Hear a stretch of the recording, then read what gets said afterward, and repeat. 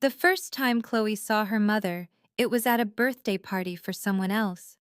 She was 8, standing awkwardly by the cake table at her foster home, when a woman in a red dress bent down and hissed, "Don't ever call me Mom.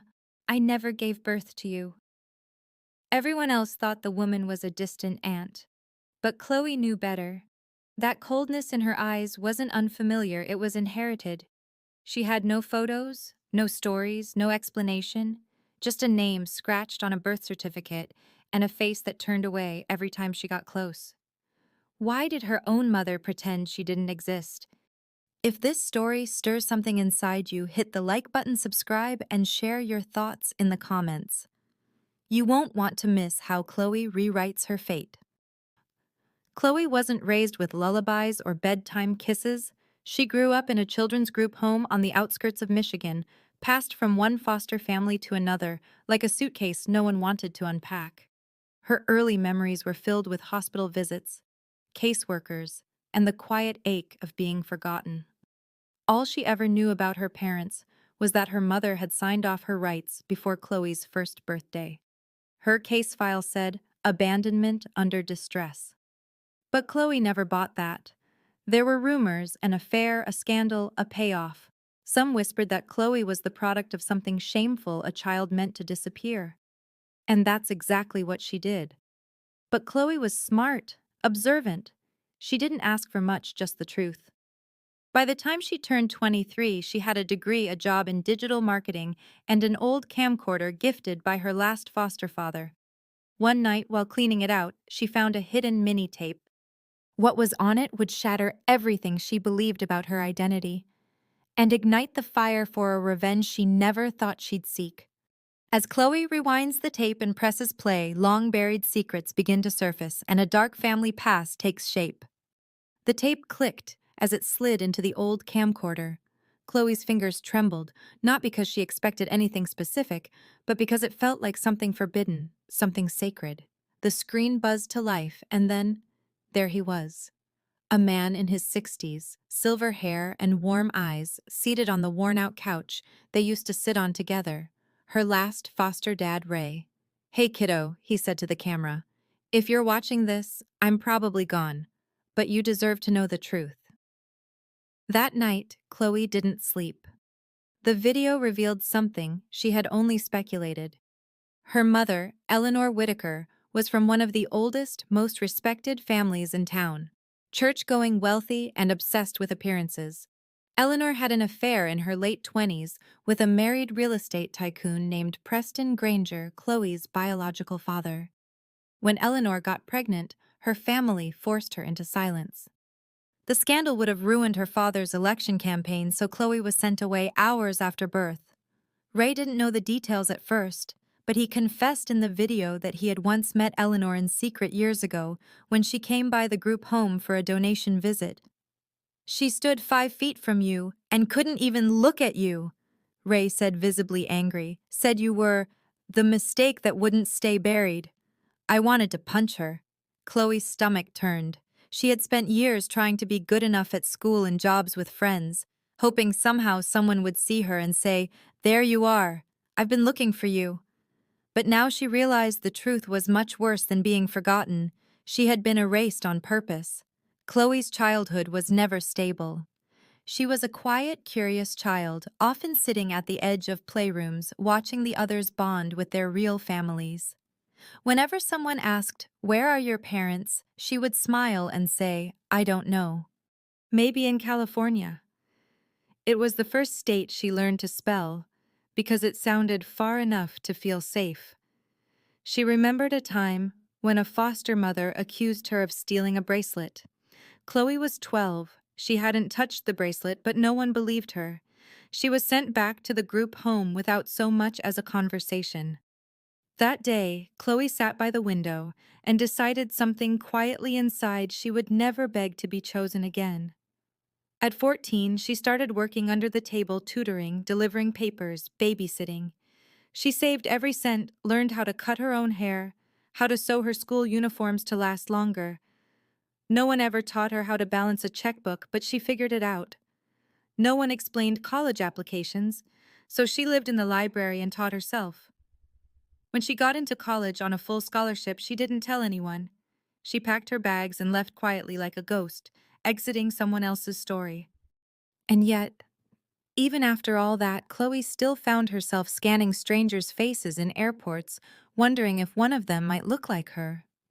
Every time someone complimented her eyes, she wondered if they looked like her mother's or her father's. She wasn't chasing a happy reunion anymore, but a truth, a name, a why. What hurt the most wasn't that Eleanor abandoned her. It was how carefully, how strategically she had erased Chloe from her life. There were no records, no photos, not even a hospital birth announcement. Chloe's birth was scrubbed like an inconvenient footnote. And now Chloe knew why. Eleanor had gone on to marry a man from a political family. They had a son, Mitchell, wealthy, handsome, Yale-educated, and Eleanor's golden child.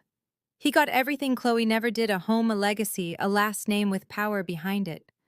The injustice wasn't just emotional, it was generational. Mitchell drove a Porsche by 18. Chloe had taken 3 buses to get to her campus job. It would have been easy to turn bitter. But Chloe wasn't built that way. She didn't want pity. She wanted accountability. She spent the next few weeks researching. She combed through public records, archived newspapers, property deeds. She found out Eleanor was now running a major local charity, ironically, one that supported at-risk youth. The hypocrisy made her stomach twist. And then she found the will. Her biological father, Preston, had passed away 3 years ago. The estate was massive, but what stood out wasn't the size of the inheritance. It was the clause, "A portion of my estate is to be left in trust for my daughter Chloe to be claimed upon her 25th birthday." Her birthday was in 2 months. Suddenly, the erasure made perfect sense. As Chloe prepares to claim what is rightfully hers, she has no idea that exposing the truth will tear open a web of lies and drag powerful people into the light. Chloe stepped into the lawyer's office on her 25th birthday, not knowing whether she was about to walk out with answers or another wound that would take years to heal. She didn't dress to impress, just a fitted black blouse, dark jeans, and a trench coat. Simple, intentional, like she had nothing left to prove. Inside, the air was stale with old books and newer secrets. The lawyer, Mr. Aldridge, had a face carved from marble, stiff and unreadable. But the moment he asked her to sit, his tone softened. "Ms. Granger," he said carefully, using her father's surname for the first time in her life. "Your father wanted this day to be private. But given the circumstances, I must warn you, it won't stay that way for long." He slid an envelope across the desk. Inside was a letter in Preston Granger's neat, slanted handwriting. It wasn't long, but it said everything Chloe had waited a lifetime to hear. "I failed you. I tried to do the right thing, but I was a coward in the end. If you're reading this, it means you made it to 25. I hope you're stronger than I ever was. I've left you a portion of my estate property stocks and, more important, access to my journals. The truth is in them. Use it however you see fit. Love, Dad."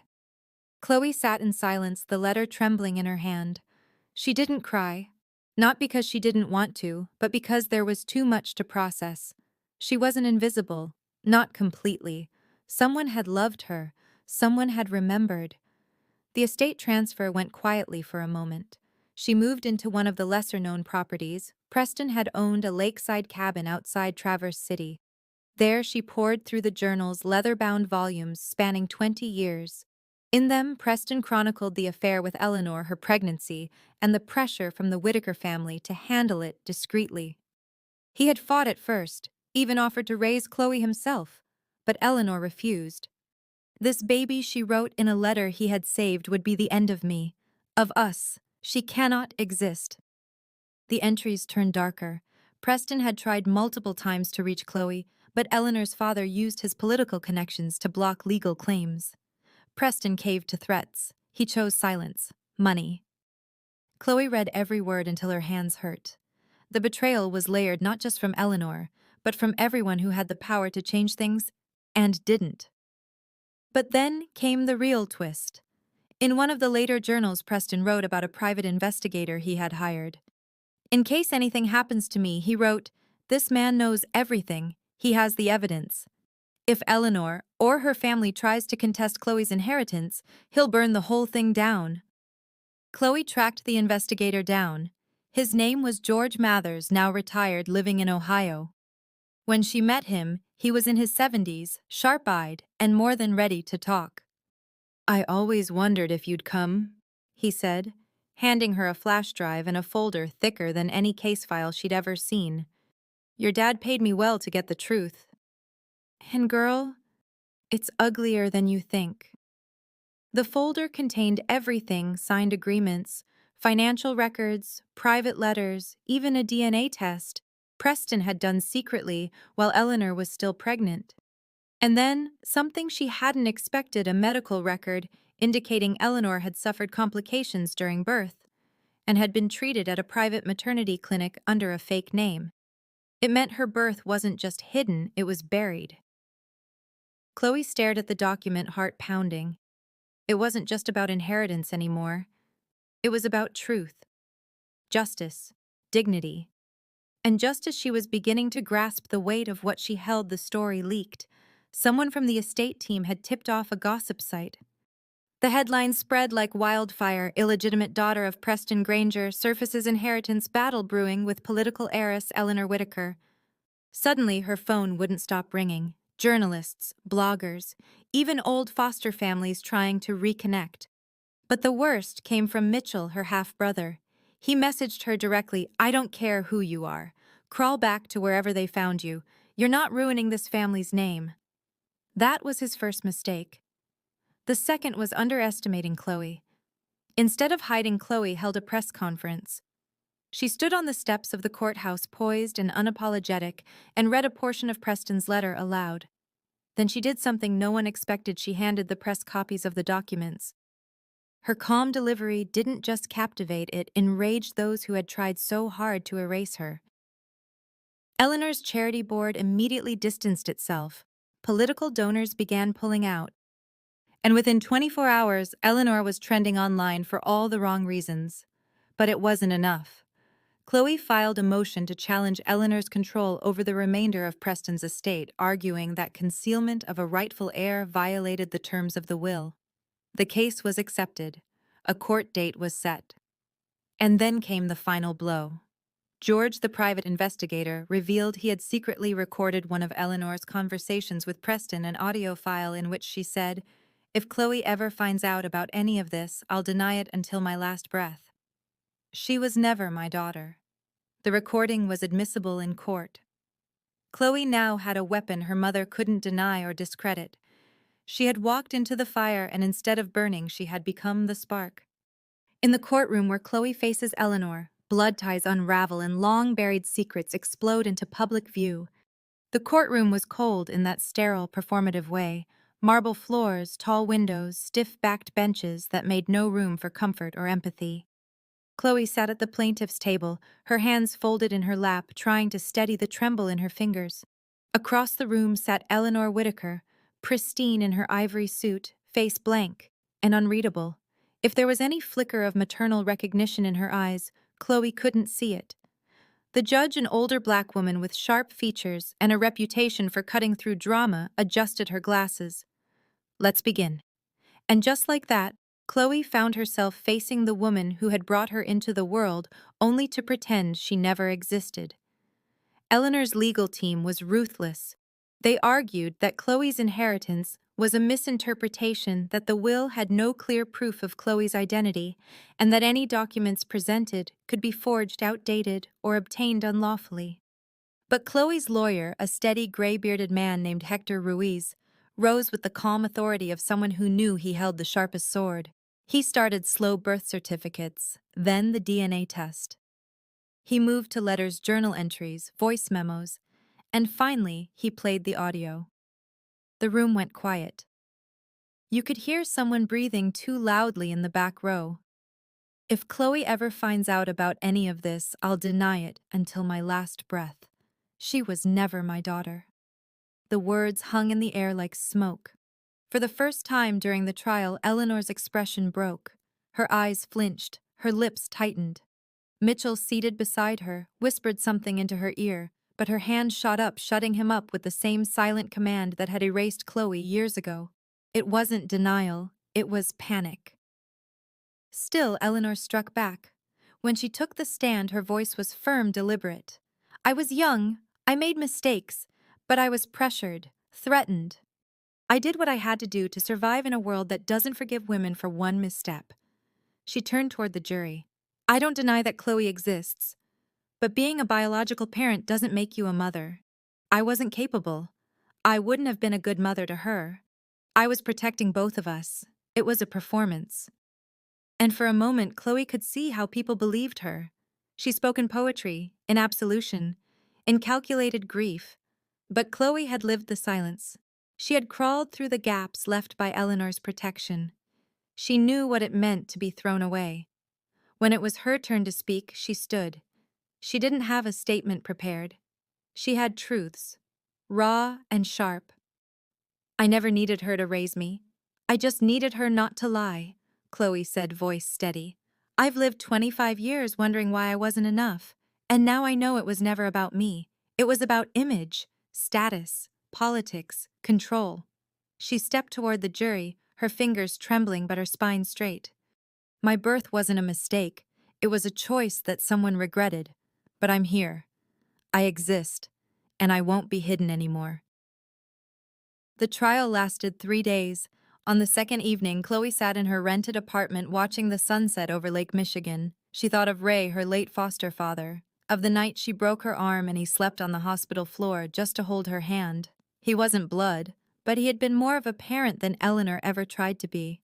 She thought of every door that closed in her face, every child who looked confused when she said she didn't know who her parents were, every birthday she lit a candle and made the same wish. Please let me matter to someone. Now she knew she didn't need to matter to Eleanor. She needed to matter to herself. That night she cried until her ribs ached. Not for Eleanor, but for the child she once was. For the little girl in secondhand clothes who still believed a knock on the door might change everything. It had. But not in the way she once hoped. On the final day of trial, something unexpected happened. Eleanor didn't show up. Her lawyer, flustered, asked for a recess, then a delay. The judge denied both. Chloe's team proceeded with closing arguments. Hours later, the jury ruled Chloe's inheritance was valid.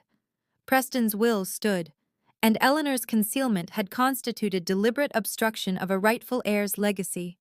It was done. But Chloe didn't feel victorious. She felt cracked open. The press swarmed her outside the courthouse. Flashbulbs, microphones, shallow questions. Chloe, how does it feel to take down one of the most powerful families in the county? Do you think your mother will ever speak to you again? Is it about the money or revenge? She looked straight into the camera lens and said, It was never about revenge. It was about reclaiming a life that was stolen from me. And with that, she walked away. But Eleanor wasn't done. Later that week, a journalist published leaked emails. Eleanor had attempted to bribe a witness. The fallout was swift. Her charity collapsed, sponsors withdrew, and Mitchell resigned from a political internship in disgrace. The Whitaker family name was now synonymous with scandal. Chloe didn't have to lift a finger. Karma had done the heavy lifting, but beneath all of it, she felt the void that only truth could leave behind. She had exposed everything. She had stood in the fire, and yet something inside her still ached. Alone in the aftermath, Chloe must decide what healing looks like and whether blood ties should ever define who we are. A week after the verdict, the headlines moved on. New scandals, newer distractions. Eleanor Whitaker became a cautionary tale in news cycles, another powerful name toppled by the secrets she tried too hard to bury. But for Chloe, the noise had only just begun to settle. She returned to the lakeside cabin, the only place that didn't feel like it belonged to someone else's life. The snow had begun to melt, leaving patches of cold earth and bright green grass underneath. Chloe stood on the deck in her thick sweater, staring at the lake. It was still, quiet. For once, her mind matched it. She hadn't spoken to anyone in days, not the lawyer, not the reporters, not even Hector Ruiz, who had left her a voicemail saying, "You made history. Be proud. And call your lawyer back, will you? But pride wasn't what she felt. It was something else. Heavier. Like grief, but older. It was the realization that her battle was over, but not her healing. One morning, as she sipped her coffee by the fire, her phone buzzed. Unknown number. She almost ignored it until the voicemail came through. It was George Mathers, the retired private investigator. Chloe, you might want to hear this. Someone just called asking about you. They wanted information details, but not a reporter. It was personal. The kind of personal that raises red flags. I didn't say a word. But I think someone from the Whitaker side is digging again. Be careful. Chloe stared at the phone for a long time, then put it down. She wasn't afraid, just tired. They could dig all they wanted. The truth was already out. There was nothing left to fear. Still, the call stirred something in her. A restlessness, a question she couldn't shake. What now? The answer came surprisingly from someone she didn't expect: Monica, one of her former group home caretakers. They hadn't spoken in years, not since Chloe had left for college. But Monica had seen her name in the news and tracked her down. They met for lunch in a small diner near Grand Rapids. Monica, now older with streaks of silver in her braids, greeted her like a mother would, with no words at first, just a tight, honest hug. I knew you'd grow into something fierce, Monica said as they sat. But I didn't think you'd have to burn down a whole dynasty to prove it. Chloe gave a tired laugh.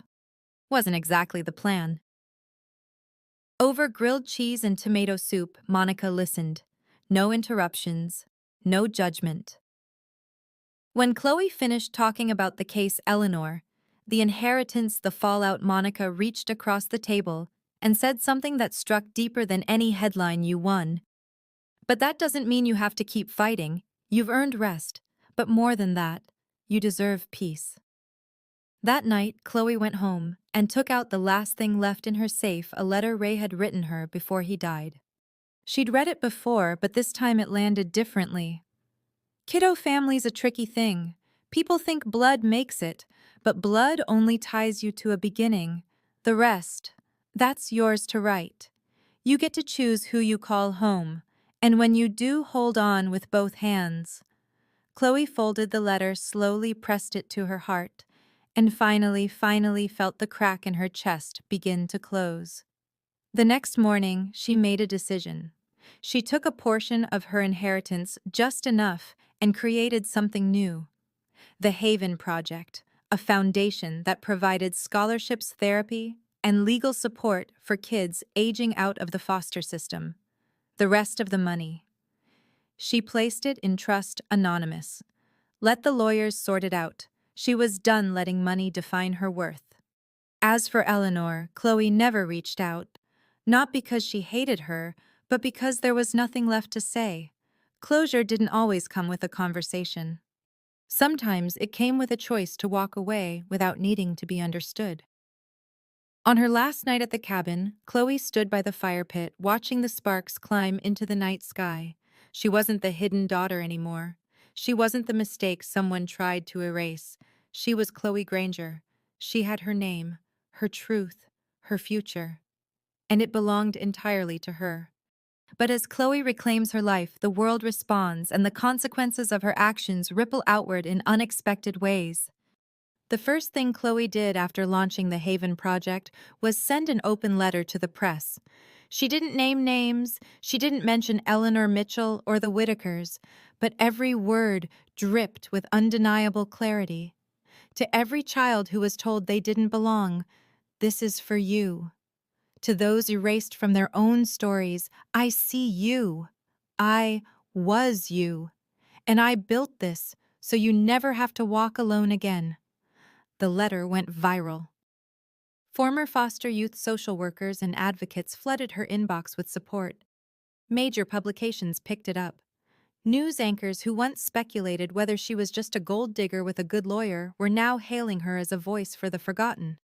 But the real consequence came quietly and swiftly. Eleanor was dropped from the board of every nonprofit she once led. Major donors cited ethical concerns and moral dissonance. Her husband, now publicly embarrassed, filed for separation. Mitchell lost his sponsorship from Yale's Alumni Association after old emails surfaced revealing his attempts to silence the bastard sister. The Whitakers didn't just lose their fortune, they lost their credibility, and they did it to themselves. Meanwhile, Chloe made her first official Haven Project grant to a girl named Ava, 17, quiet, fierce, and freshly emancipated from the system. Ava asked her, "Do you really think people like us can win?" Chloe smiled. "We already did." As the dust settles, Chloe reflects on the true meaning of family and leaves us with a message no one will forget. Chloe no longer looked over her shoulder.